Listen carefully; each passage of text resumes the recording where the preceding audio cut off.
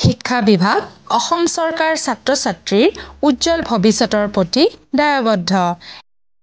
এই ক্ৰমত প্ৰজেক্ট ই-ক্লাছৰ অধীনত ষষ্ঠ শ্ৰেণীৰ পৰা দশম শ্ৰেণীলৈকে সমগ্ৰ পাঠ্যক্ৰম ভিডিঅ' ফৰ্মেটত ডিজিটেল লাইব্ৰেৰীৰ ৰূপত উপলব্ধ কৰা হৈছে।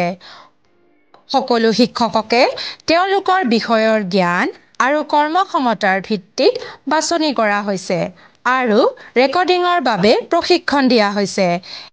এই শিক্ষকক আৰু কণ্টেণ্ট ডেভেলপাৰসকলে প্ৰতিটো অধ্যায়ক বিভিন্ন অংশত ভাগ কৰি টোকা প্ৰস্তুত কৰি আছে, যিবোৰ ৰেকৰ্ডিঙৰ বাবে শ্লাইডলৈ ৰূপান্তৰিত কৰা হ'ব। স্মাৰ্ট স্ক্ৰীন, পেচাদাৰী ষ্টুডিঅ' লাইট, পেচাদাৰী ৱেবকেম আৰু হাই-টেক মাইকৰ সহায়ত শিক্ষকসকলে ভিডিঅ' ৰেকৰ্ডিং কৰি আছে। ইয়াৰ উপৰিও ইউটিউব আৰু মোবাইল এপ্লিকেশ্যন মিছন জ্ঞানতো ভিডিঅ' আপলোড কৰা হ'ব। মিছন জ্ঞান এপ্লিকেশ্যনৰ পৰাও কিতাপ, শ্লাইড আৰু কুইজ ডাউনলোড কৰিব পাৰিব।